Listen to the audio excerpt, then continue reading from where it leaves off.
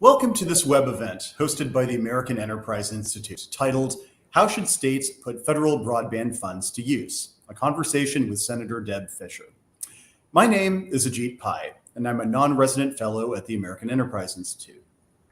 For background, there has long been a digital divide in the United States. Although most Americans have gained and enjoyed internet access over the years, millions of Americans still have not.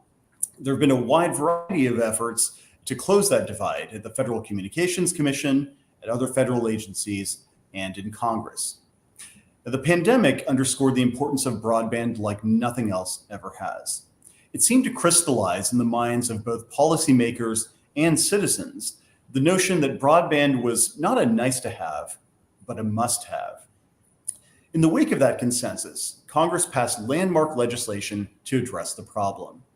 That legislation was the Bipartisan Infrastructure Investment and Jobs Act, or IIJA. A key component of that legislation was the allocation of over $65 billion for building out broadband networks, addressing affordability of those networks, and strengthening cybersecurity.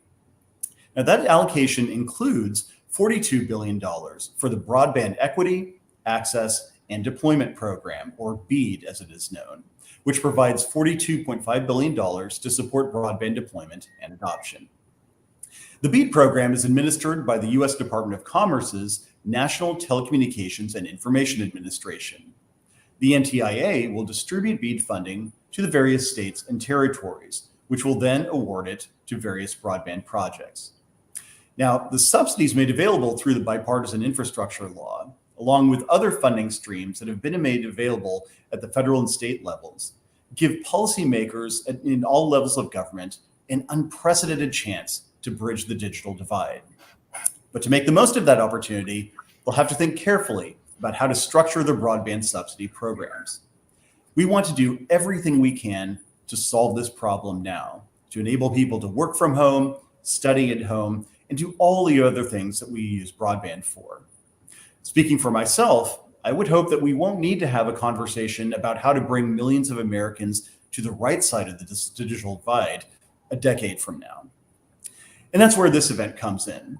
We are fortunate to have with us a leading policymaker as well as expert panelists to help identify ways to make sure that this once-in-a-lifetime opportunity to solve the digital divide goes to good use.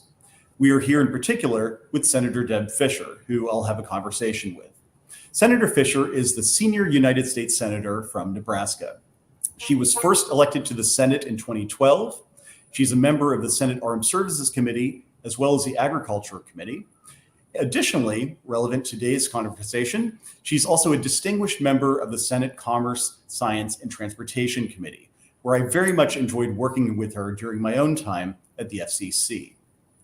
Senator Fischer was instrumental in the bipartisan effort that led to the passage of the infrastructure legislation, the IIJA. I'll also note that she is a lifelong Nebraskan, born and raised in Lincoln, Nebraska, and she also has a lot of experience as a cattle rancher, including at the ranch she and her husband own in Valentine, Nebraska, which I hope to visit one day. Well, today we are fortunate indeed to have one of the leading lights in terms of broadband advocacy, especially in rural America, here with us. And we're looking forward to hearing what she thinks about what states can do and should do with this funding to help bridge the digital divide once and for all. Senator Fischer, thank you so much for joining us today. I really appreciate it. Thank you, Mr. Chairman. It is great to be here. Well, from the beginning, you were an ardent supporter of the bipartisan infrastructure bill. In fact, you've been advocating for broadband well before anyone even heard of COVID-19.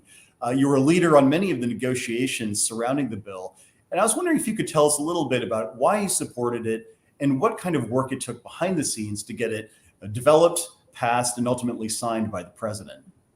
Well, thank you. I was very, very proud to be able to support this bill because I think it is so important that we make these investments in our infrastructure. And that includes roads and bridges and waterways and airports, and especially broadband. As you know, Ajit, it provides about $48 billion for broadband.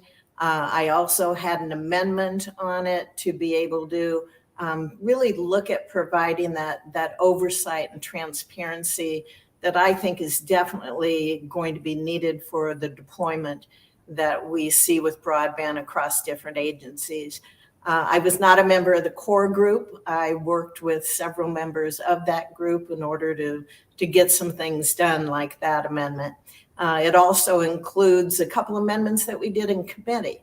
The Halls Act that allows flexibility for livestock haulers, which I had gotten passed out of committee. Also the Roots Act, which helps with rural areas to meet their needs. But the broadband part didn't go through committee. And so it was really, really important that we were able to make sure that we could incorporate those lessons that we've learned over the years from existing programs, that you have learned over the years from those programs as well, so that we could make sure this was going to be great. For example, the technology, the neutral speed requirements of 120 to prioritize unserved areas. I thought that was extremely important. So that was some of the focus that I had on the bill, and I'm looking forward to it being implemented in a wise way. Absolutely. In terms of oversight, you mentioned that, and it's one thing, of course, to get money out the door, which is something that Washington knows how to do. It's another thing, and a vital one, to make sure that somebody's watching, to make sure that that money is well spent. And I'd just be curious to hear your views on how you think the FCC or the NTIA, other agencies in the executive branch, or of course Congress, can play a role in overseeing the wise distribution and spending of these funds. Well, first of all, I think it needs to be recognized, and a focus needs to be on the agencies that they're supposed to cooperate. There has to be that interagency cooperation between the FCC, with NTIA, with USDA. That is a key component that I believe we have to have for success if we're really going to have an impactful distribution of these funds that are now available. I think you have to be really wise when it comes to spending this money and make sure that it's not wasted. And I think an important part of that is the deployment location map amendment that we were able to include in the bill. And I think that is extremely essential in creating more oversight for building those projects out. So that's a way that these agencies really have to pick up that challenge and work together to make sure we can take advantage of every single dollar that's available. Absolutely. And I would imagine, too, this is going to be a common feature of many Commerce Committee hearings going forward, just to monitor how things are going and figure out if there are tweaks that need to be made as well. I hope so. Absolutely. Speaking of oversight, when you were a state senator in Nebraska, you chaired the Nebraska State Legislature's Transportation and Telecommunications Committee. And I was just curious if that experience gives you any advice that you might share with state governments as they decide how to dole out these funds. Well, I had the honor to chair that important committee in Nebraska, and it continued to develop my interest in all things infrastructure. So I think it gave me a good basis. When you look at what states need to do, I think they need to be really organized. They should be able to have a good awareness of what the local build out needs are, so that they can take advantage of the funding that we have. And I think in order to accomplish that, states should look at establishing maybe a broadband office or designating one agency to be able to have that oversight and be able to assist in making sure that build out is going to be in rural Nebraska and rural areas especially, but even within cities to those unserved areas. Nebraska is really fortunate. We have a public service commission, and they do a great job in assisting with the companies, and it functions really well. Absolutely. Nebraska is always as leading the pack in that regard. And that actually reminds me of another question is, have you seen any states, other than Nebraska, of course, doing particularly well in handling the funding rollout so far? And are there any best lessons or best practices we can learn from those states? Yeah, I think the main goal has to be, we're going to close that digital divide. We're going to make sure that broadband is going to be accessible, as I said, no matter where you live. It can be in rural areas and in very sparsely populated areas, or it can be in an inner city or some of those dead spots that we see within cities or suburbia. And we know those exist. So I think that has really points to the importance of the mapping.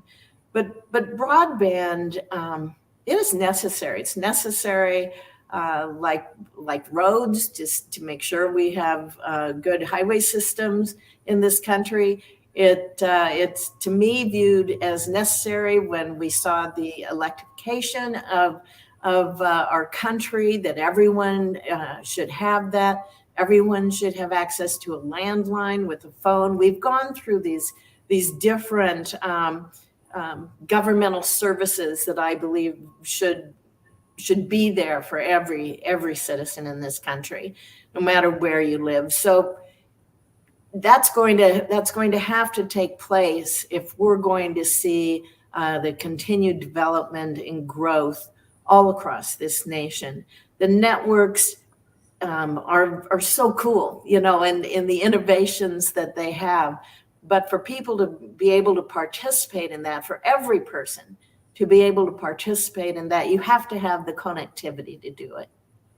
I couldn't agree more. And that's one of the things that I notice when I travel around, and especially in rural areas, and I know, of course, you do too in Nebraska and throughout the country, is those people who don't have it really feel left out of a lot of this technological revolution that's happening. And it might seem obvious, but I'd just be curious to get your take when you travel around Nebraska. What kind of stories do you hear from communities or from families that don't have it? What a difference that makes in their lives. I'm sure in a variety of different ways, it impacts them. Well, I think everybody in this country was impacted during COVID, and you had your kids at home, and you were trying to educate your kids at home. A lot of homes didn't have the means or didn't have the availability to be able to have that education take place for the children in those homes. That really brought it to the forefront. Telehealth is something else that, just think of what we were able to watch and how we were able to help people when they could be connected, be in their homes, and still have the medical advice and with medical practitioners. It showed, I think, a way to the future, not just for people who live in rural areas, but for people who have a difficult time getting to a doctor's appointment within a city. But I think the main thing is, if we are going to provide what I believe are essential governmental services to every person in this country, that has to include broadband. That has to include that connectivity.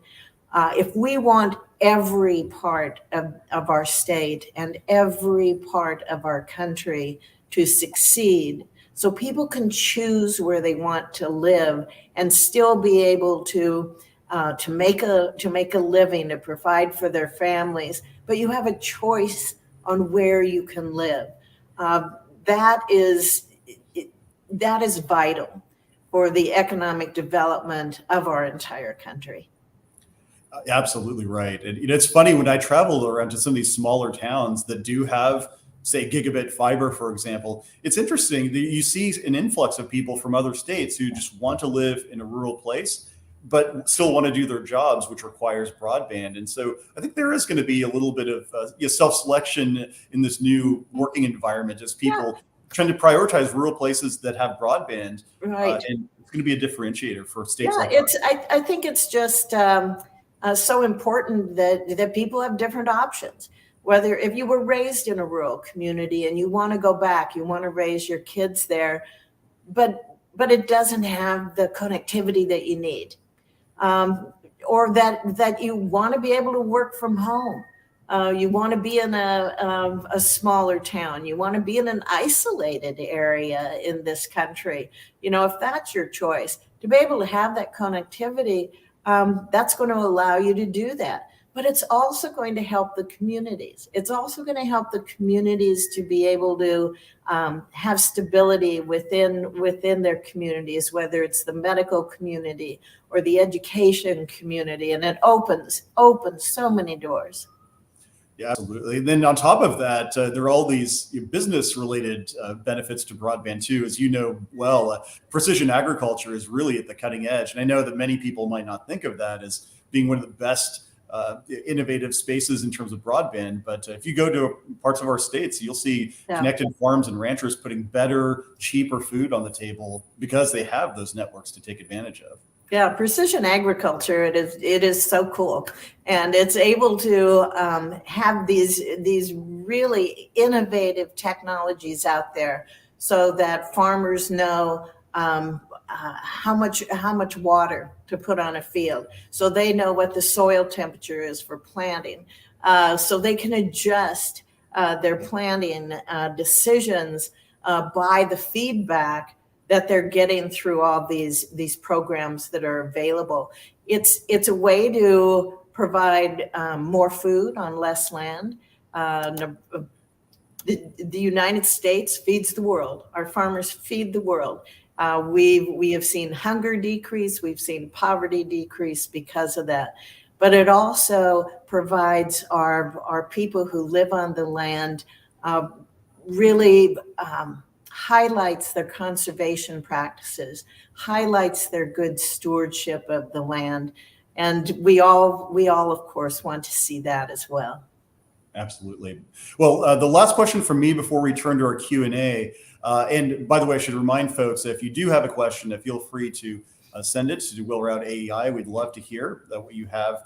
It's sort of weird for me to be posing questions to Senator Fischer in a reverse of our former roles, I have to say. But one last question from me, Senator Fischer. One question has been how to allocate or where to allocate these funds. Should we focus on those rural areas in particular that are unserved, or should we also allow overbuilding of already existing networks in, say, suburban areas or exurban areas? And do you have a view as one of the supporters of the bipartisan legislation on that question? We have to hit our unserved areas first. That's where the investment must be made. As I said, obviously my philosophy is every person in this country must have and deserves, and it is a right to have access to basic governmental services, and that's what broadband is. When you overbuild, I view that as maybe a second priority as we're moving forward, because people have to have those basic governmental services. Definitely. Okay, Will, so we have a question for you, Senator Fischer. You mentioned the idea of technology neutral solutions for broadband expansion. Should we spend the money on only expanding fiber to homes, or can we be harnessing new innovations like satellite? And on these new innovations, is there a role for the government to play? Good question. I think it depends on where you are in this country and what would work best in that specific area. I believe governmental services should be able to provide the basics. To me, that is fiber to the home, to make sure that you are able to have that connection. With satellites, you would be putting, I think, more revenue into certain areas that then may possibly have that double coverage. And that would not be the direction I would want to see, but I'd be interested in hearing more about that. Okay, great. Another question we have: in the event of a telecommunications gear supply crunch, should the unserved still be the first ones we try to reach through broadband expansion programs? How do you define the gear? Yeah, I think what they might have in mind is some supply chain difficulties in obtaining fiber or some of the other equipment that's necessary to build out these networks. And as the supply becomes constrained, we focus on, say, easier to serve places, and as opposed to the unserved. No, I think we always have to keep focused on what the priority is. It may be more difficult to get it out. I mean, I know there are many difficult places within my own state to get the fiber out and get the connectivity there, and especially in sparsely populated areas. But that is a priority of the bill. I think it was made very clear that the unserved were the number one priority that we had looked at. So with supply chain issues, and I know many of my telecommunications companies in Nebraska are having some issues with supply chain. But then if you leave that and spend the money elsewhere, it would be more difficult to come back to the unserved areas in the future. Yeah, it's certainly it's a tougher market than ever, but we've got to still have to do the hard work to connect those unconnected places, I think. So the next question we have, a good one for you. What are your views on the importance of broadband mapping and the importance of improved broadband mapping? And are there specific measures in the bipartisan infrastructure law to enhance those capabilities at the FCC or elsewhere? Yeah, obviously, I am a big supporter, and I think it's extremely important to be able to have that mapping, not just what areas are currently being served, but also who's in line, which companies are in line, and where are their projects going, so that Congress, we can do our job in oversight to make sure that we're not seeing a lot of duplication in areas, and the funding is being directed to where it needs to go. Definitely. Yeah, that's been an ongoing issue, but hopefully we'll be able to resolve it soon. The next question we have is, do you see telecommunications industry careers as a way of boosting job growth in Nebraska in other rural areas? Oh, yes. We have strong, smaller telecommunications companies. It's a great area, I think, for growth, just because of all the innovations we're seeing in technology. And I think it's a good career choice for young people, mainly because of the challenges, that you're going to face. And I don't mean just funding challenges that you're going to face, but with all the changes and how rapidly we're seeing those changes in this industry, you could really be at the forefront of some fantastic, innovative ideas out there that would help people all across this country. Yeah, that's one of the things I remember from my own trips to Nebraska when I was at the FCC. There are these great entrepreneurs in the Midwest, in these rural areas, that sometimes feel like to pursue their idea, they have to be in a bigger city. But with a broadband connection, you can really start a business anywhere. And that's one of the great things about this digital platform. You can find somebody in Valentine or just as much as Lincoln or Omaha who's able to pursue his or her aspirations and help create jobs, build stronger communities. It's a great thing. Yeah, and I think that's an important point. If you're going to enter into the business itself, it really gives you an opportunity to see the positive impacts that your specific work is doing for your community. You're going to see growth. You're going to see achievements from people in your community that they never would have been able to have if they didn't have that connectivity. Absolutely. Another question we have is, do you have an estimate of how many unserved citizens will get internet service by virtue of the IIJA? I can tell you, in Nebraska, I think we have about, I think it's 27,000 households is the estimate in Nebraska that we have right now. Wow.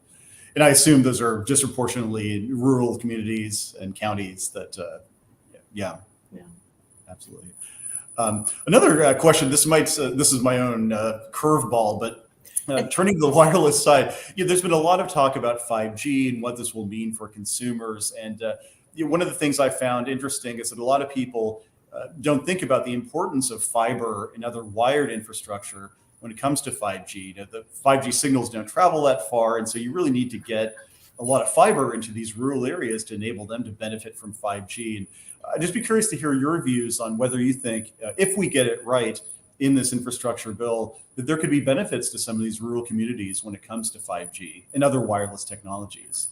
Yeah, well, there definitely would be, and I've mentioned some of them before, but I just, I think the opportunities are out there that I certainly haven't even imagined for the future. And for young people who want to be entrepreneurs, when you look at the connections that are there, whether it's 5G, people are talking about 6G, it's really unbelievable on what I think will be achievements in the future.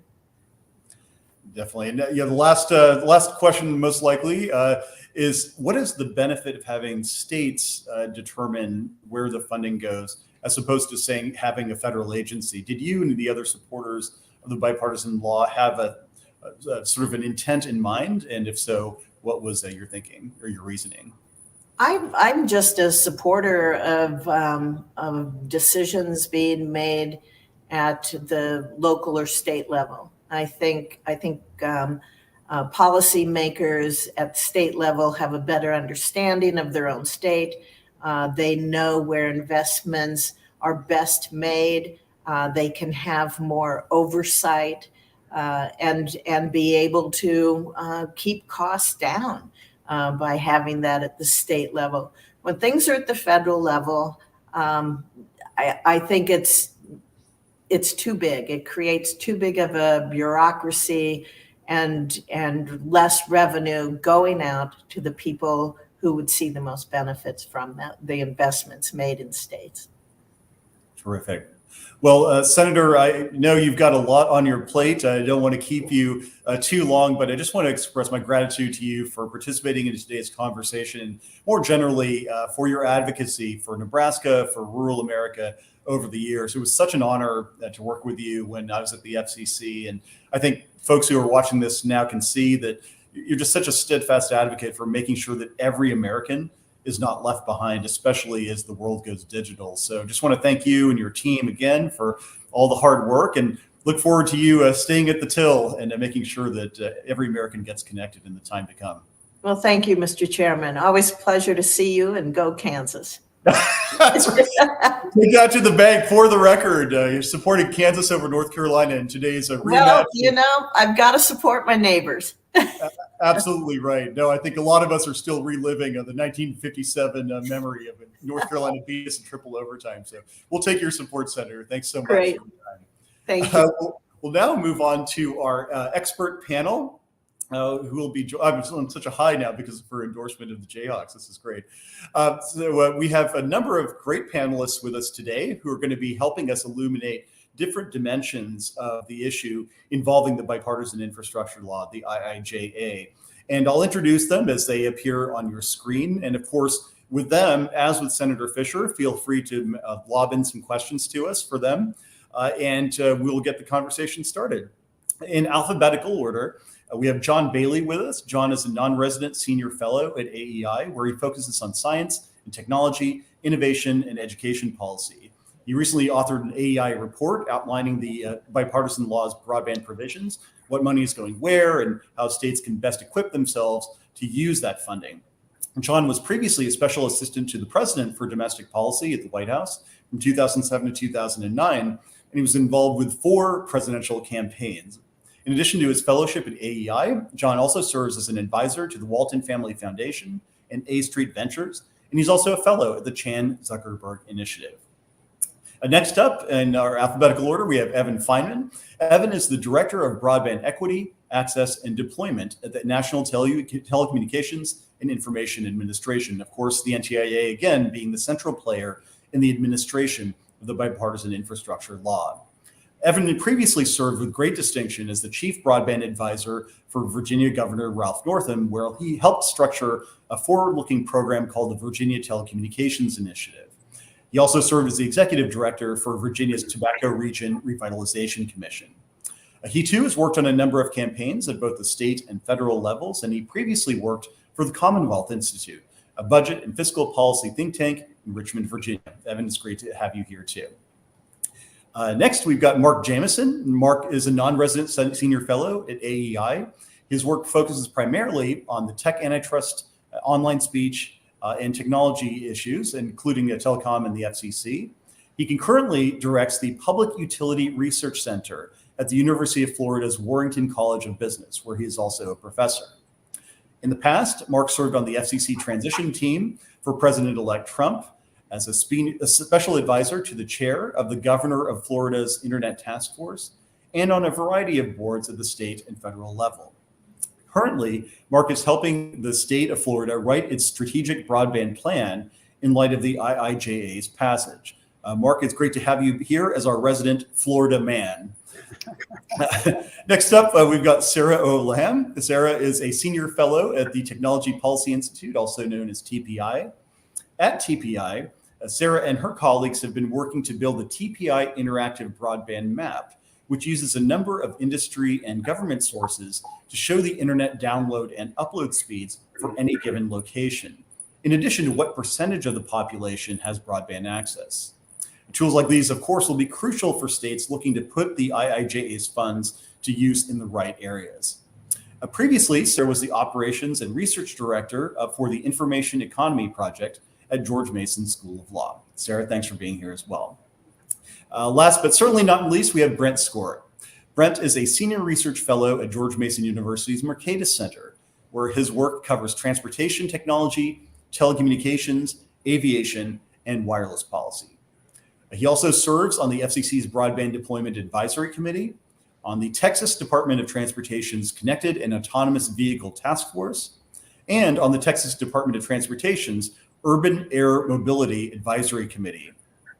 Before joining Mercatus, Brent was a legal clerk at the FCC's Wireless Telecommunications Bureau and at the Energy and Commerce Committee in the U.S. House of Representatives. He was also the director of research at the Information Economy Project.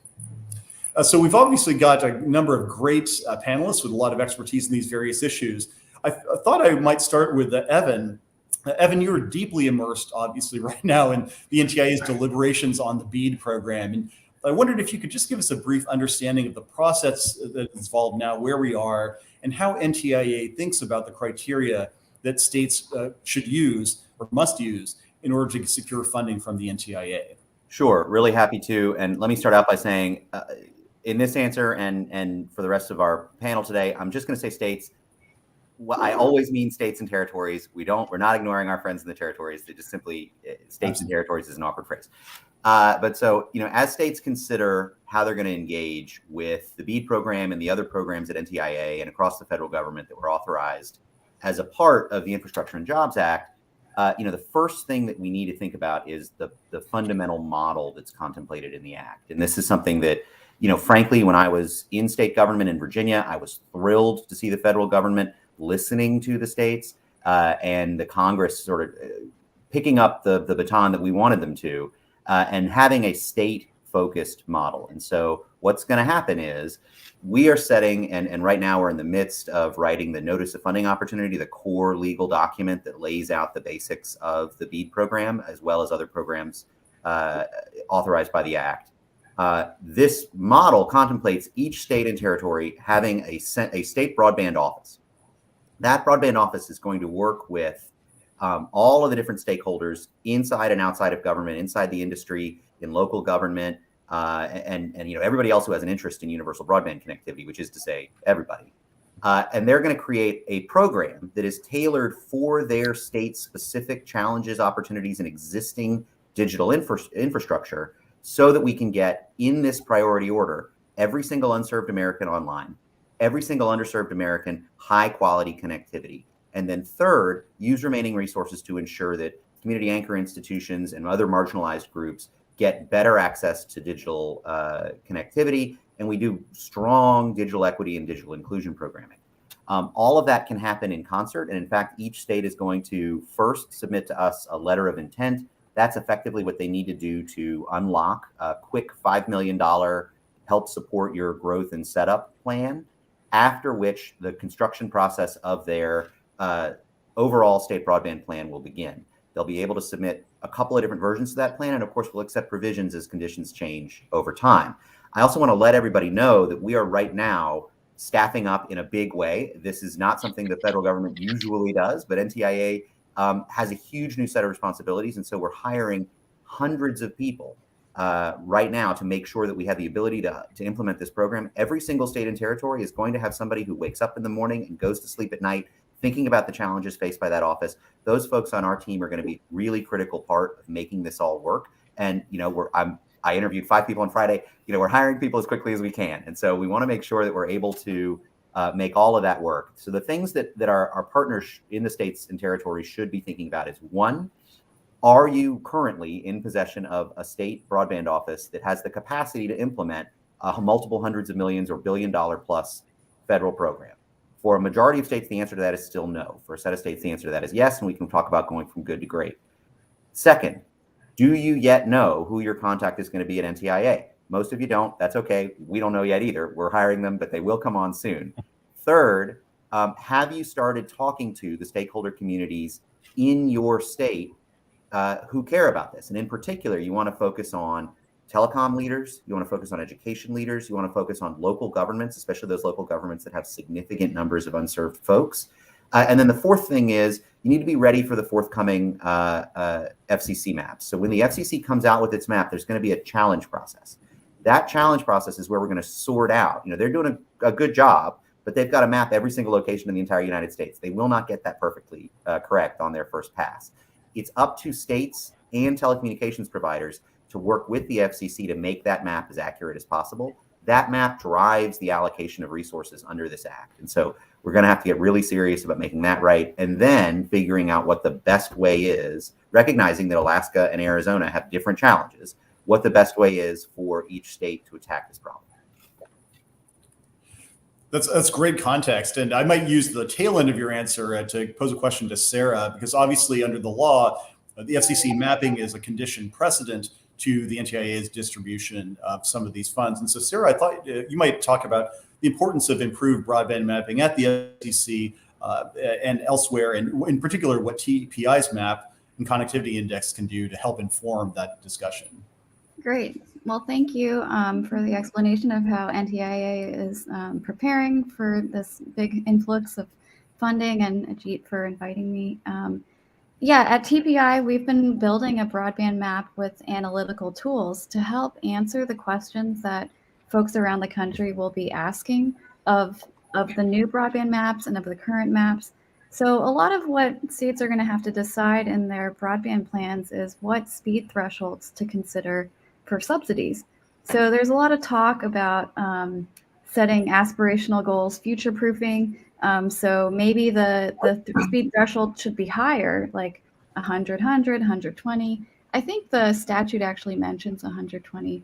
Currently, broadband is defined as 25.3. But there's a lot of space in between the 120 and 25.3. So let's say that a state sets a threshold very high, like 100. Well, that actually affects where subsidies can go. It might have unintended consequences. Subsidies will go to areas that already have 90, 30. over places that have 30/10. So there are these decisions that states are going to have to make, and our broadband map helps provide the calculations that are going to be needed. I think any state should probably measure trade-offs. If we set a threshold at this level, how many households and where will subsidies go? If we set the threshold at a different level, what would that map look like? So while the underlying map data is being improved and updated, there are also major decisions that need to be made based on thresholds to determine where subsidies will go. So yeah, we're doing that kind of work, and we welcome more questions and interest. Yeah, absolutely right. And, I guess the next question I would pose would be to Mark. One of the things that Evan pointed out in his answer was that states will have to come up with a program for distributing this funding. And many states are still in the early stages of that. Do you have a view on how states could leverage other models that are already existing? For example, if one or more states wanted to leverage the FCC's reverse auction approach, could the FCC allow this under its laws and its rules and its budget? And if so, what might that look like?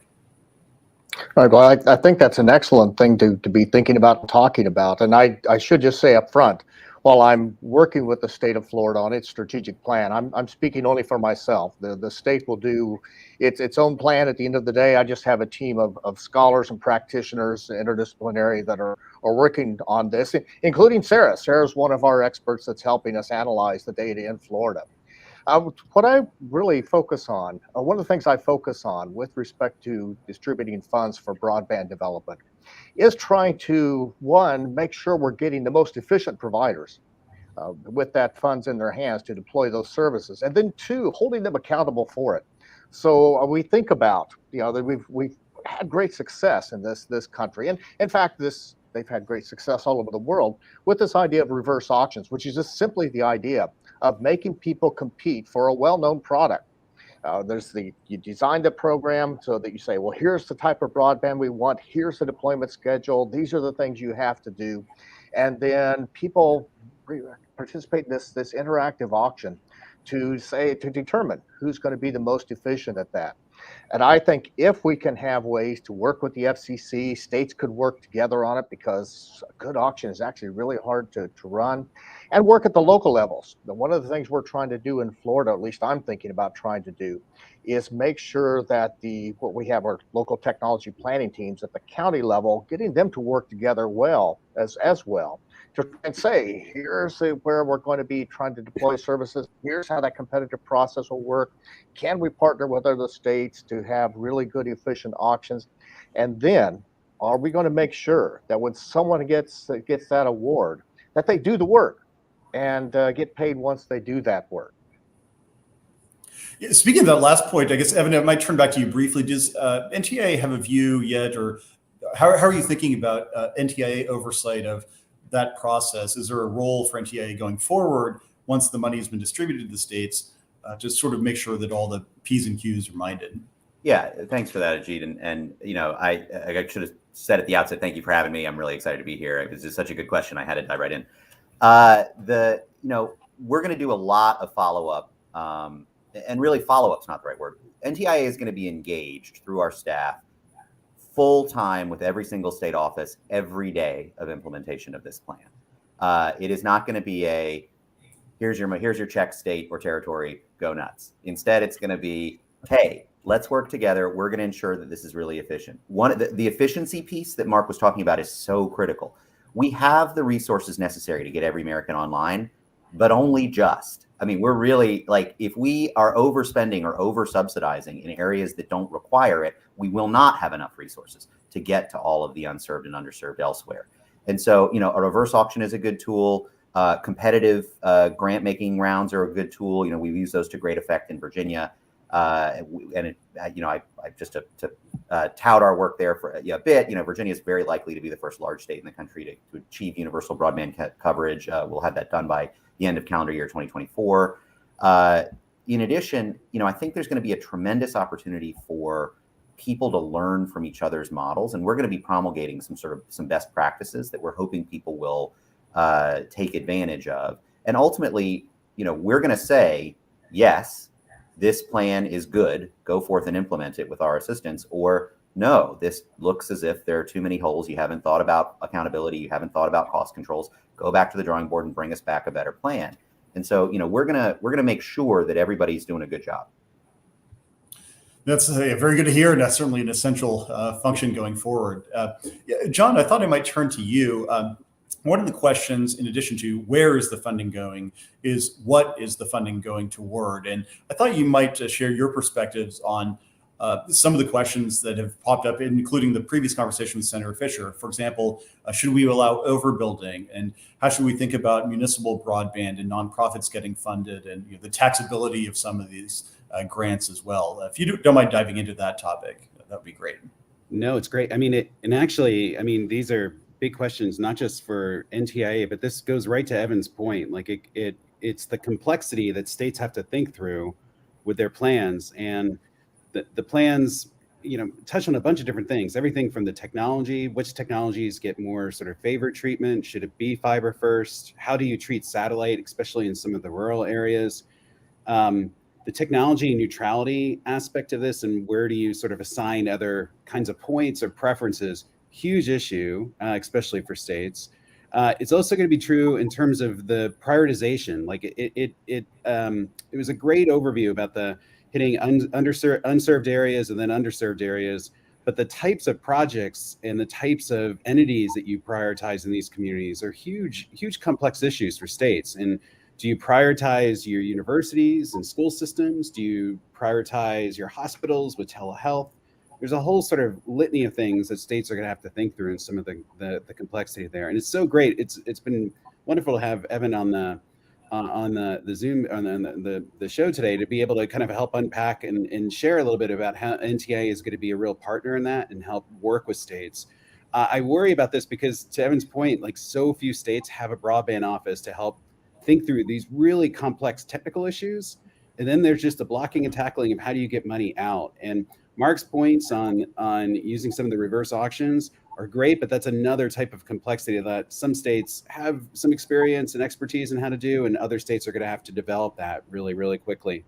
And then, Ajit, like, one of the last things you just mentioned there, which is, it feels like this just emerged like a week ago or 10 days ago, but there's this open question now about whether or not an entity receiving some of these funds, if that is taxable, is subject to federal taxes. And with BTOP and the previous broadband plans, it wasn't, but a little tweak in the 2017 tax plan seems to have made this an open question. I know Treasury is working on this really hard to hopefully have a little bit of a safe harbor to keep the projects free from being taxable, because if it is, it just means every single grantee that receives some funds is subject to a potential 21% tax. It just mutes the impact of the project. It feels to me that none of this was intentional. It feels like a drafting oversight over in Congress, but it's going to require some nimble policymaking to give some clarity and rules of the road going forward. And Evan probably has some thoughts on that as well. Thanks for flagging that issue. And I'm sure tax lawyers, as always, are going to be busy, including trying to suss out. As tax lawyers are want to do, yes. Yeah, exactly. Brenda, I thought I would turn to you as well. And if you had the pen, how do you think about structuring any given state's broadband program, and what are some of the puts and takes that you think they should be thinking about? Yeah, thanks, Ajit. I've given some thought to this, obviously, and I've written a substantial amount about this idea of broadband vouchers for rural households. It's something I've recommended to NTIA. Evan, I hope someone's flagged my comment for you. The benefit. And I think particularly for those states, as Evan said, and I think John said, probably about half of states have some broadband office or even close to being prepared for all the funding that is coming their way. And I think for a state, and many of those states that are not well prepared are some of the most rural states that really have some severe connection issues, deployment issues. Vouchers. And the UK has been doing this for their rural households for several years. Pretty popular program. What vouchers do, it essentially puts a pot of money at every rural household, and providers have to race to sign up those customers, and they get a guaranteed stream of income. That voucher In the UK, they require pooling. You've got to have so many households in an area pool their funds together to make it more economical. But I think you eliminate a lot of the problems that are foreseeable and that we're talking about, particularly staffing up at every state, managing and overseeing all these programs. There's a lot of debate about private versus municipal and nonprofit. And with this, it's consumers making the choice about who they're going to serve. So I think there's a lot to commend to it. Obviously, it's not going to work in every circumstance. There are some issues with how do you operationalize it. It's very new for the U.S. But if I hope NTIA and the FCC going forward will allow more states to set up their voucher programs, and it's not just theoretical. With the CARES Act funding, some states took their CARES Act funding and set up voucher programs for households with students. So if Alabama, I think, is the best example, within 10 months, they had a voucher program that was serving 200,000 students in the state of Alabama, which is remarkable. The ACP, the low income subsidy program, is essentially a voucher program at the FCC. They've signed up 11 million households very quickly. And so I think it has a lot to commend to it. My big concern is states not being prepared. This issue of mapping, has been a problem for over a decade. And part of the problem, and what worries me about the challenge process, who's covered changes every month, literally every month. According to the FCC, between 3 and 4 million rural people are covered every year. So that's they don't break it out by household, but that's about 100,000 households are covered every month by a rural provider. So that map is not a one-time static document, and I'm very worried about getting a map in the first place. I mean, this is a huge lift, but then the update and the challenge process is going to be immense. And so I've proposed just use Census Bureau definition of rural and cut a voucher check every household in that area. Well, great. And one of the things you touched on, and we discussed this earlier again with Senator Fischer, there are multiple funding streams. Obviously, the IIJA is the biggest one, but in the past couple of years, we've had some money that was available through the CARES Act for broadband. Of course, money that was available through the American Rescue Plan Act, which has been used by some states, including Virginia, for broadband. Then, of course, a number of federal programs, the FCC's Rural Digital Opportunity Fund, the USDA's Reconnect program. So I guess a question that I would open up to anyone on the panel who chooses to tackle it is, how should states think about meshing together all of these programs to make sure that they're solving the program in a coherent, coordinated way? In particular, if there's an existing funding stream like RDOF for a given area, how should bipartisan infrastructure fund availability be allocated or not to that type of area? Any thoughts from the panel on making all of these funding streams work together? I'll start just with a point going off of what Brent was talking about. I think outcomes are really important here. So I think we can get caught up in the distribution, the allocation, and forget about the outcomes and the final product. So one comment that we submitted, we've submitted this to the FCC and NTIA, is just the importance of tracking data from all the projects.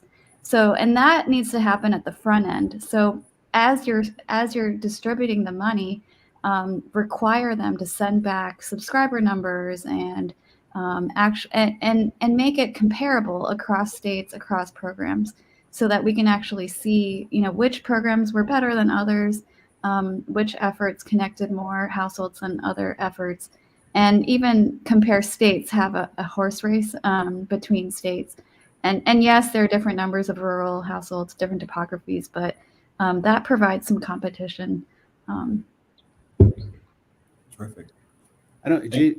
I'll just say, I think it goes back to again, is just the planning aspects of this, like having offices that wake up and go to bed sort of doing nothing but thinking about the broadband coordination and across these programs. Like some programs are geared just for a particular type of community anchor institution. Like I'm thinking of the emergency connectivity funds or E-rate. just are for schools, but you obviously have the broadband vouchers from the FCC, and that goes out to low income communities and Pell Grant individuals. But you need someone helping, I think, to help coordinate and bring and set the table for those players all come and help set them up for success to get some of these funds. But I think Sarah's point too about states thinking about the data collection and also thinking about how to make that available in appropriately so, but like open data with machine readable files. This gets to Brent's point. Like if data is coming in and you can make that available, there's a way then to help update maps and other sort of analysis of like where projects are getting deployed, and it won't be completely real time, but it'll be much faster than these very long iterations that we have right now on the updates. Yeah. So I mean, go ahead, Mark.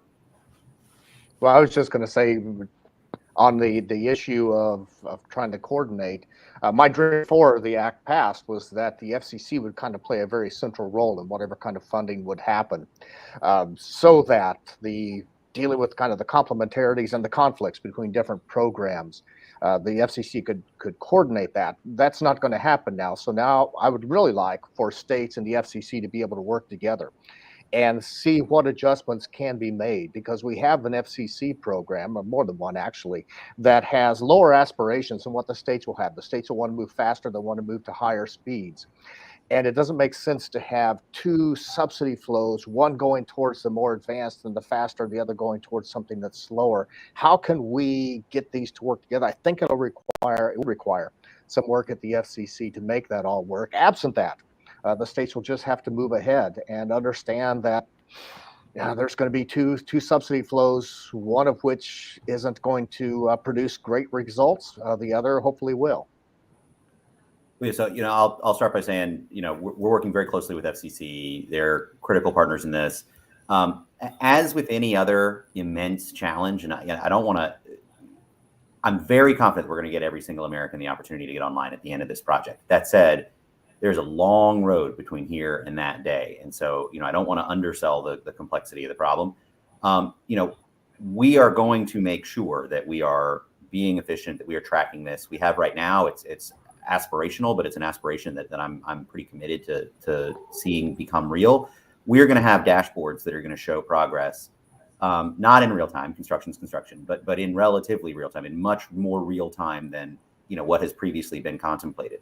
I also want to emphasize that when the FCC map comes out, that's going to drive the allocation of these dollars, and it's okay if that map's not precisely perfect, provided we assume the error is effectively consistent across every state. Then it shouldn't too negatively affect the distribution of funds.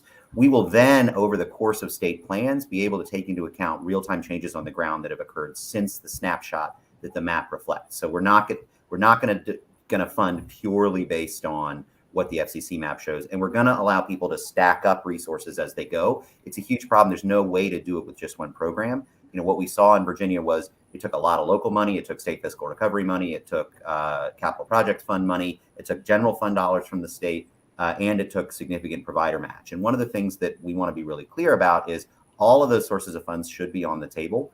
And in particular, we want to make sure that we right size our subsidies. A mile of broadband infrastructure costs the same amount in Arlington as it does in the desert of Arizona. The difference is the number of customers you can get, right? And so there are areas where it doesn't make economic sense relative to other capital allocations for the telecom industry to build infrastructure there, and that's why they haven't. But it doesn't mean that it's not an economically efficient area, and we want to be very careful that we don't over-subsidize those areas thereby using up resources that we need to subsidize the truly economically inefficient parts of the country where densities drop very, very, very low. We also want to be open to a lot of different technological approaches. Certainly satellite is going to play its part. So are some other wireless technologies. We know that fiber is going to be the primary methodology used. Oh, and I should also say, Brent, I read all your stuff, whether you submit it in a comment or not. How about that? Live verification from the U.S. government. You can't get any better than that. So I guess another question implicit in the discussion thus far has been a focus on deployment. And that is, of course, the sine qua non of getting internet access is just having it deployed. But how do you think of the balance between deployment and adoption in the distribution and the allocation of this funding? And that, an open question to anybody who wants to take it. Or I can assign it. I can get it Yeah, well, I mean, the started. Congress made that decision for me. I'd be curious to hear what everybody else thinks is the right way to do it. Adoption has been the tough one. We've had lots of programs over a couple of decades trying to get people buying a broadband, and we've learned some things, and mostly we've learned that we actually don't know why they do not. We've had lots of programs to get low prices, and that has not made a huge difference. I think the secret is going to lie in making broadband actually fit the people's lives, and so that's going to be a flexibility into technology and how services are designed, et cetera. And that's just going to be really important because we subsidize the infrastructure based upon what in part what the costs are, then in part what the expected revenues are. The more adoption you can get, the more revenues there are, so the lower the subsidy has to be. So we want to make sure we pay a lot of attention to that adoption side, but we're going to have to try some different approaches than we've had in the past. And part of that is just going to be working with people of different communities. Why does broadband work for this person, not that person? Get those differences out, and then work with the providers so that the new packages that they offer work for the citizens who want to buy it. You want to talk about NTIA does collect based on Census Bureau surveys some data on adoption, and I think it's important to understand the scale of the issue. So somewhere, according to NTIA and Census Bureau data, about 75% of households are internet using households. So there's about 25% that are not internet using. I guess the good news is NTIA asks, what's your major reason for not adopting? And it's fairly small. It's about 1%, but that's still a lot of people in the U.S.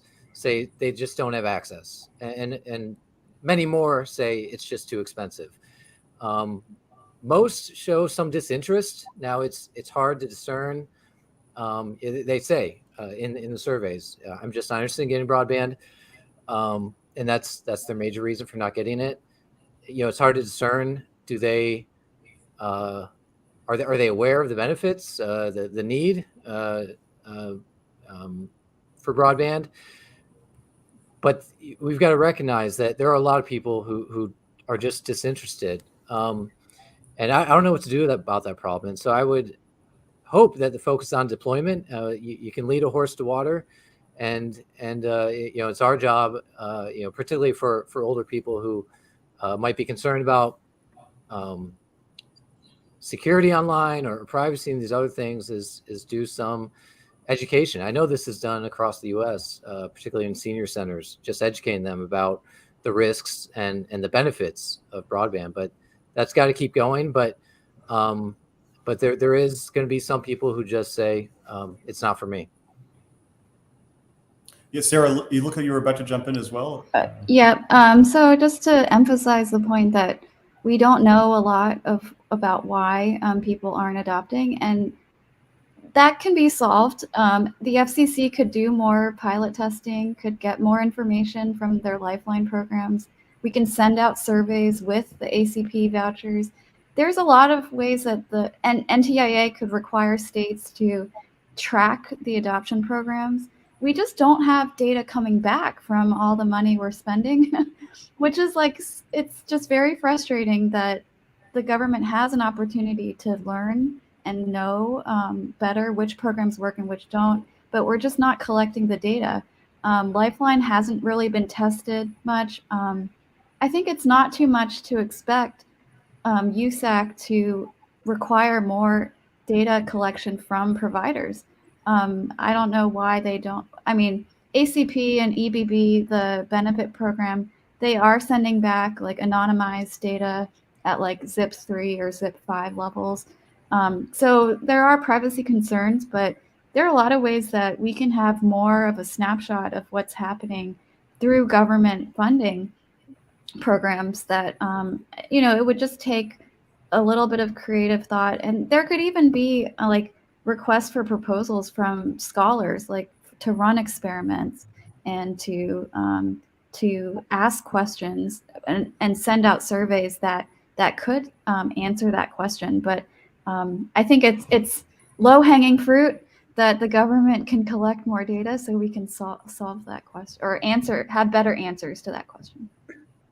If I could chime in again on that, back when the FCC's Lifeline program was about telephone service, we got interested with some others as well about why it was that low-income households in Florida didn't tend to participate in that program, which basically gave them several dollars a month to help afford telephone service.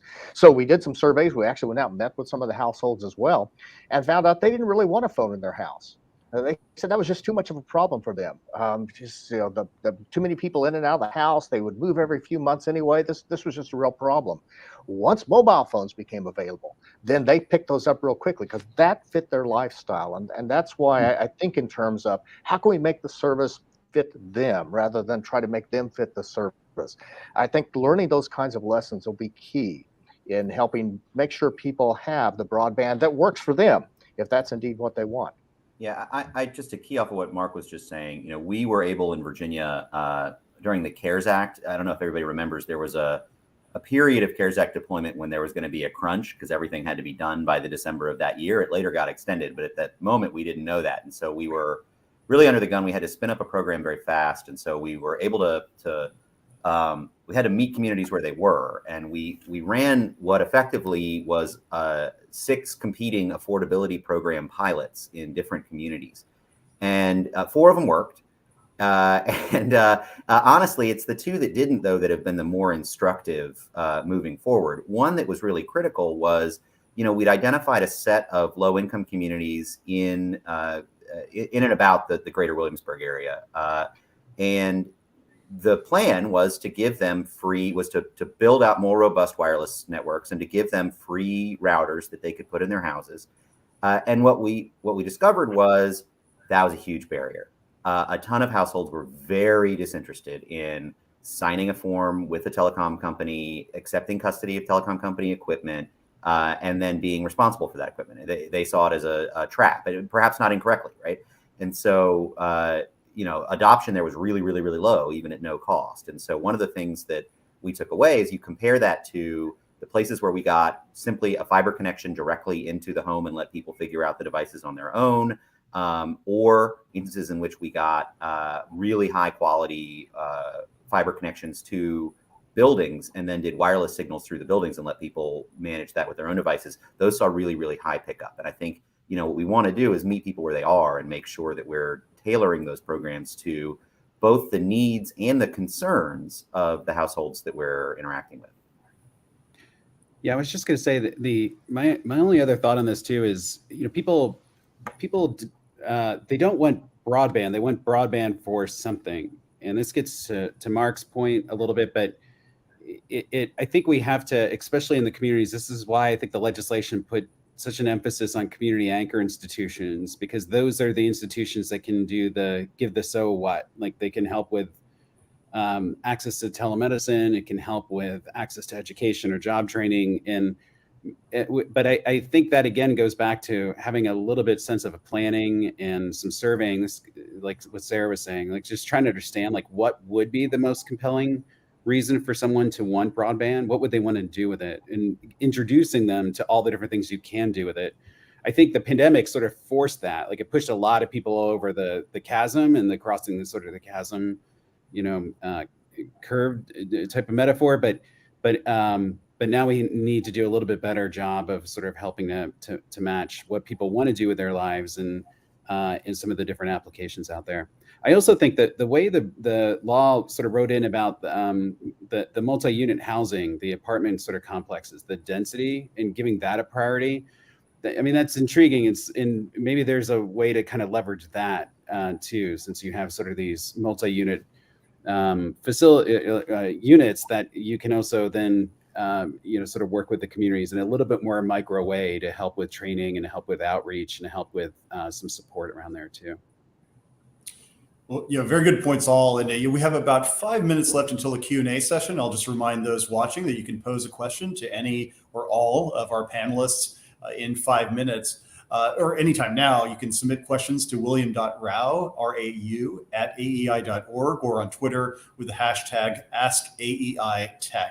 We certainly look forward to hearing your questions as well. I guess the last question I would pose to the group involves some of the challenges involving deployment, and in particular, what some of the supply chain difficulties that have been referenced earlier, workforce constraints. We're building these broadband networks all across the country. There are only so many people who are going to be able to do that work. On the local level, are there any sort of permitting hurdles that might have to be overcome, or the difficulties with pole attachments and the like? And I guess if any of the panelists could illuminate some or several of those types of difficulties and how states should be thinking about addressing them in a proactive way if they can, to make sure that those dollars that are allocated can stretch as far and as quickly as possible. And I guess, Evan, unfortunately, I might put you on the spot. I mean, you tackled this head on when you were in Virginia, and of course now you're thinking about it at the federal level for the whole country. This is a risk vector for the program, no question. And so on the supply chain side, that is being addressed very aggressively. One of the problems is that an economy is made up of a bunch of different individually motivated and rational actors, and so even if we have the industrial capacity to create all the equipment and glass and cabling that we need, it doesn't necessarily mean that will be distributed across, effectively or efficiently across all the folks who need it. That said, I'm less. I think we're going to get ahead of the physical supply chain piece.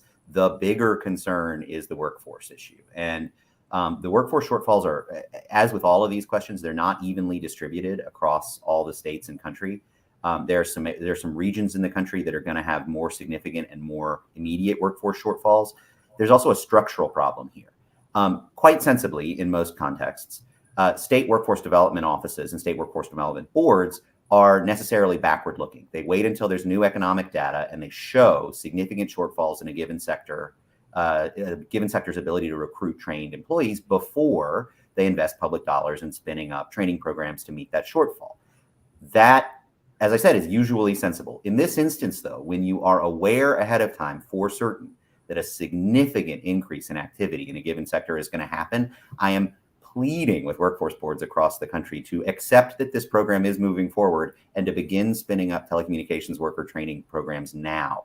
You do not have to be purely engaged in an apprenticeship program. You don't purely have to be engaged with an end employer. Simply train folks. They are going to get snapped up by the industry very quickly. One of the things that I did wearing my other hat, my non-broadband office hat, was run an economic development agency in Virginia. And one of our biggest areas of spend was workforce development. And when we knew there was a growth sector, we simply started training people, and those cohorts got snapped up really quickly. I went to graduation ceremonies where employers were showing up with their I-9s and other employment documents to sign people up as they're walking off the stage, having received their certificates. This is an area where there's a tremendous employment opportunity. And while there is going to be a spike, it's going to be a very fat multi-year spike. And the new normal is going to be significantly higher than the level of employment that we're at right now, because there's going to be so much more infrastructure to maintain. And so, we're not setting people up to spin into an industry and then get spun back out. There's also tremendous growth opportunity. The people who are, flaggers at a project today over the course of all these builds could be on the poles, could be repair techs, could ultimately be network engineers by the conclusion of the process. And I think it's a really great opportunity for people. Yeah. I'll just add quickly. I mean, most, as large as these new subsidy programs are, most funding is private investment, and U.S. Telecom estimates the industry spends about $80 billion annually in CapEx, the entire industry. So as large as this federal funding is, it's mostly private. And so we've got to keep that in mind, particularly as deployment goes on. I mean, there's a lot of issues: pole access, jobs, semiconductors, and I'm concerned, and I'm glad to hear Evan's opening points about what they're looking for and what they're prioritizing. but companies and Mooney providers and others they're hopeful. I mean, they have the best of intentions, but they are going to run into issues they didn't foresee.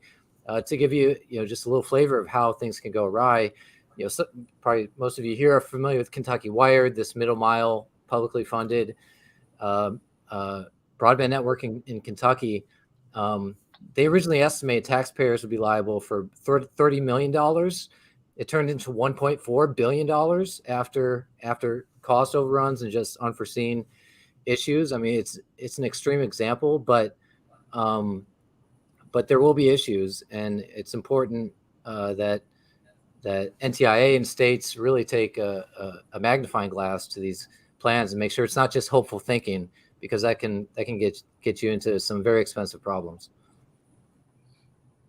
Man, definitely. Unless there are any other perspectives on those supply chain, workforce, those types of issues, I can jump into the Q&A that was submitted. So I'm glad to have people move to Florida. Our unemployment rate's really low. So either we're going to shift people from some jobs over to deploying broadband, or we're going to import from other states. So we're glad to import people. Always on message. I appreciate that. I guess the first question that we've received is for Sarah. Do you think the FCC will be using TPI's work to enhance its forthcoming updated maps? When the government talks about collecting mapping data, where are they getting it from? Well, we sure hope so. So the work we're doing at TPI, we're distributing it. We're trying to get awareness about our broadband map. We have a broadband connectivity index where we measure unserved, underserved areas with more inputs than just speed. Today, we also have being released a broadband policy guidebook. So it'll be out today, and it includes topics like we've talked about, how to set thresholds, how to think about trade-offs, technology. We also have a compendium of state broadband maps at the back of the guidebook, so you can compare all the different maps of the states and in one place. So when we submit our comments and we create these resources, we hope the FCC, NTIA, and states will contact us. Our broadband map is online and it's free to use. It's at tpibroadband.com, and it's quite a powerful tool. You can look at different cuts of threshold speeds. All the different data sets are in there. It has regression tools. So compared to a lot of the other maps that are out there, it's really advanced. So we recommend that folks come on over. We have been talking to different state broadband offices, and there are a lot of people who are working on broadband right now, a lot of consultants, a lot of mapping companies, and we've been meeting with them as well. And so there are a lot of eyeballs on this IIJA funding process. And we just hope that through all the noise and different pitches and proposals, that there'll be experts that can help guide folks along the way. Great. Yeah, very timely release of that report. Look forward to reading it. The next question is for Evan. I'll just read it verbatim. What is NTIA focusing on with regard to securing communications networks as we get more people connected to the internet? One possible solution is a software bill of materials, or SBOM, essentially a nutrition label for network security. Alan Friedman, NTIA's former cyber director, is now leading SBOM efforts at the Cybersecurity Infrastructure and Security Agency. So I'm curious to see if you think this idea has merit. I need to learn more about the idea. I certainly think we should be focused on network security. I want to be cautious discussing network security protocols in an open session. It is a point of emphasis for us. We're in communication with both state offices, other members of the administration and the federal government, and we will be working with state offices as they select subgrantees to ensure that the networks that we build out are as secure as they can be and still be open and publicly useful. That's all I really want to say about that. Yeah. And I'll say for my own part, I mean, based on my own experience in government, that aside from the IIJA, cybersecurity really is a whole of government affair. And so, when I was at the FCC, we worked with CISA, with other parts of DHS, with all different agencies to make sure we were all on the same page. And I'm sure that that's an ongoing conversation amongst agencies across administrations. So that's certainly going to be a priority for everybody moving forward, I would think. Sorry to pitch in there, but I felt compelled to say that. No, that's this isn't a unique. It's not one group or agency's job, but we're all advised by some of the smartest and most serious thinkers on the issue, and we're going to ensure that our networks are as secure as they can be. Definitely.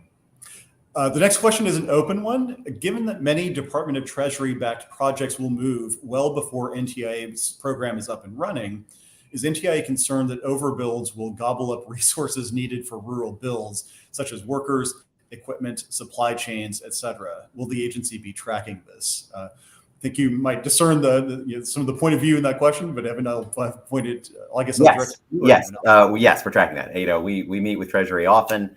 As I said, the state plans are going to be based on the best information we have about what's going on in the ground at that moment, and are going to be updated often.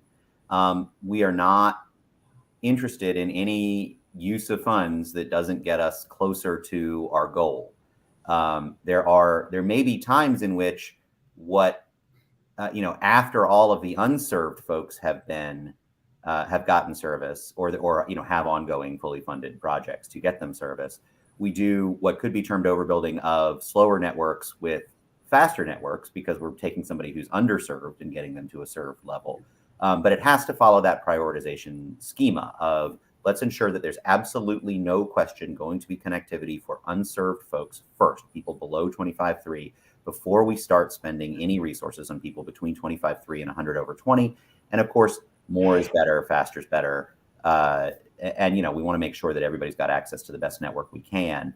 The last thing is, you could conceive of digital equity programming as being overbuilding, but only if you ignore that those efforts will be targeted to specific communities that are not currently served by infrastructure. So, you could envision a universe where a community creates a community-wide wireless network that is purposely built for their K through 12 population. Will that geographically live on top of existing private networks? Yeah. But is it targeted to a specific population that's the needs of which are not currently being met by existing infrastructure? Yeah. And so I wouldn't call it an overbuild in that it's not in direct market competition with that underlying piece of infrastructure. Absolutely. The next question we have is for John. John, a lot of your work has focused on the relationship between broadband and education. Can you talk about how children on the wrong side of the digital divide could stand to benefit from the IIJA's funding? Yeah, well, so it was very obvious during the pandemic when schools were closed and we were using remote learning, the kids who just didn't have broadband, and especially at some of the speeds that Evan, the panel has been talking about, it just meant that kids weren't able to access any online lessons or content. It also meant that with the slower speeds, they were having a lot of difficulties with just Zoom or other kinds of video-based technologies. I would say there's been a hidden challenge this year that I think these broadband funds can help too. And that's been this whole issue of COVID quarantines, that, there's this macro number that 98% of schools are open. But what's been happening is that you have a couple cases in a school and it sends kids home for any time between 5 to 10 days. And what we just did a poll at the Walton Family Foundation and found out that on average between September and January, parents are saying their kids have missed 21 days of school just due to quarantine. And we're likely to kind of see that pattern going forward. So broadband is going to be really important for these kids for two reasons. One is just it allows them to get access to remote learning and tutoring in real time with live interaction and live teachers when they are quarantined. But second, it's just on the recovery efforts that we have kids so far academically behind, struggling so much with their core content. They're going to need help and support to overcome some of the learning loss that occurred over the last 2 years.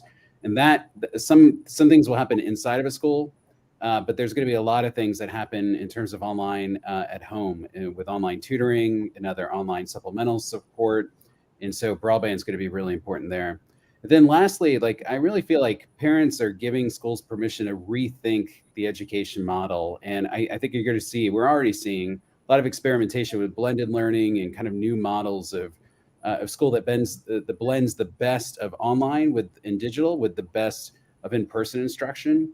But you need that enabling infrastructure, broadband, in order to make it happen. So I think we're going to see some great innovation coming out of the broadband funding here.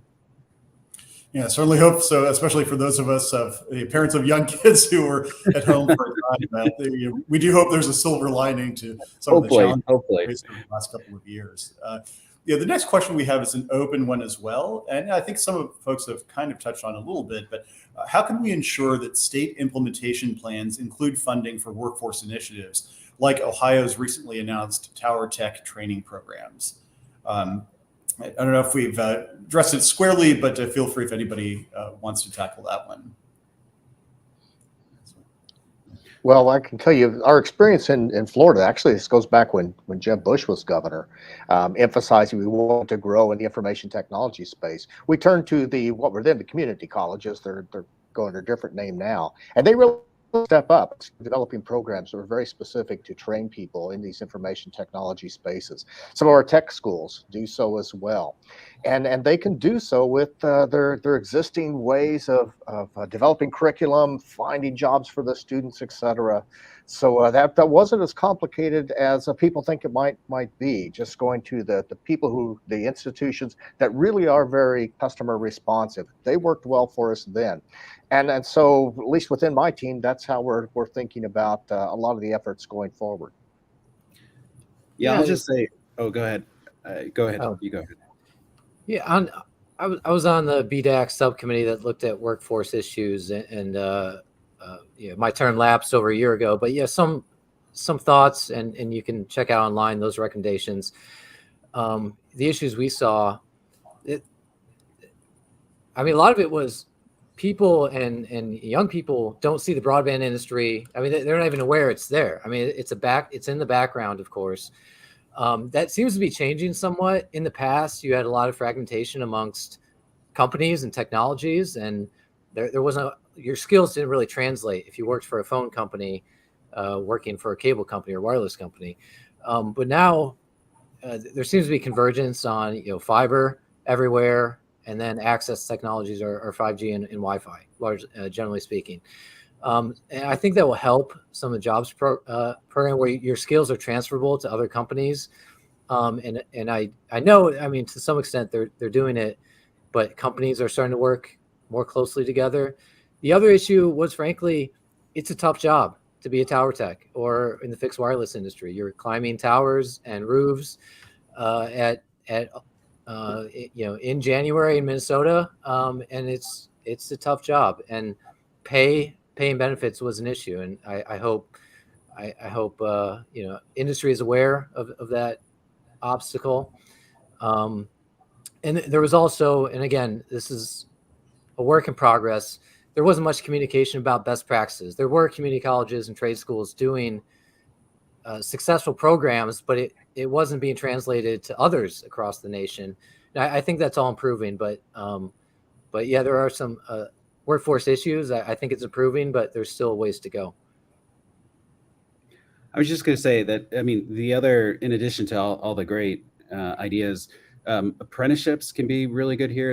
Apprenticeships have enjoyed a lot of bipartisan support, and I've seen that there's a company called Multiverse that's been working with some tech companies and some cities and states to help do apprenticeships along some of these tech lines. And I think given all the demand for skilled workers we're going to need to help with building and maintaining, and also, as we were just talking to, securing this infrastructure, you sort of need an all hands on deck. You're going to need some 4-year degree programs, to Mark's point. You're going to need some community college programs, some apprenticeships. But again, it goes back to that, governors are going to have a lot of responsibility here to think about that coordination and how to leverage some of the $350 billion that Treasury has given them in terms of stabilization dollars can be used for workforce, and maybe they can use some of those Treasury dollars to help launch some of these programs. But it feels urgent. Great answers. And we have more questions in the pipeline. Unfortunately, we've come to the conclusion of our allotted time, and I want to make sure we are efficient, of course, given the order of the day. But you want to thank all of our panelists, starting, of course, with Senator Fischer, but also our terrific panel just now, John Bailey, Evan Feinman, Mark Jameson, Sarah Olam, and Brent Squirp as well. We obviously have had a great conversation, many more topics to illuminate. And to me, the effort is an enormous one, but it's also a very important one. And I'm almost reminded of Winston Churchill's remarks in 1941 when he was trying to persuade the United States to engage in what became the Lend-Lease program. And he concluded his pitch by saying, give us the tools and we will finish the job. Well, I think it's clear through the IIJA, Congress has given the NTIA and the states and advocates across the country the tools. And now it's up to all of us to work together to finish the job. It's never been more important, as all of you know. So I just want to thank all of you for the work you've done in this space, for your comments today, and for your advocacy going forward. And I also want to thank the incredible team at AEI for helping herd the cats, so to speak, in this virtual environment. In particular, I want to thank Will Rao and Matt Glavish on the AEI tech side, and the entire AEI events team, Kavya, Sam, everybody else who made this as seamless as possible. We really appreciate your enabling everybody across the country, and anyone with a broadband connection around the world for participating in this conversation. With that, we will call it a wrap. And thanks to all of you. Have a great day. Thank you. Thanks.